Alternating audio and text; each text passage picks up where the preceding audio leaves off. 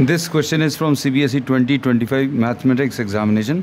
The statement of the problem says area of the shaded region bounded by the curves.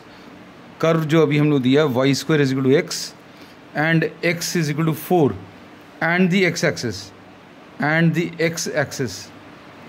is given by. तो अब हम लोगों को area अगर निकालना तो एरिया निकालने का बहुत सिंपल सा तरीका है. We select a strip, a very thin strip whose base is on either of the axis, या तो x axis पर हो या फिर y axis पर. लेकिन यहाँ पर तीन ऑप्शंस ऐसे हैं जिनमें स्ट्रिप की जो बेस है that is on the x axis. So we are selecting this as dx. हम लोगों ने ये dx ले लिया. And the height of the strip will be y. So area of the strip dA will be equal to y into dx. अब equation जो अभी हम लोगों को दी है उसमें से y की वैल्यू निकाल सकते हैं.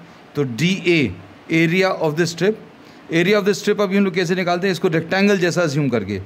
इसकी हाइट y है और इसकी विड्थ dx है.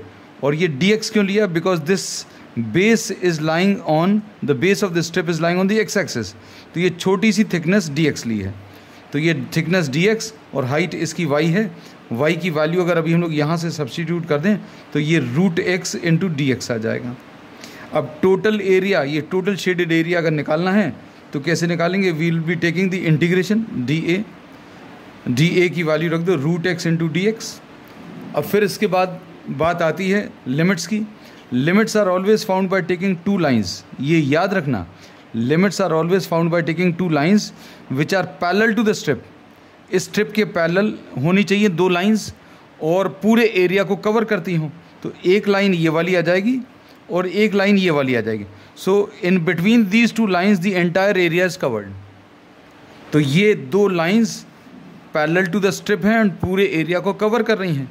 तो अब इस लाइन की इक्वेशन क्या है, x इक्वल टू 0, और इस वाली लाइन की इक्वेशन ये x इक्वल टू 4 है. So this will be the area and this is given in option D.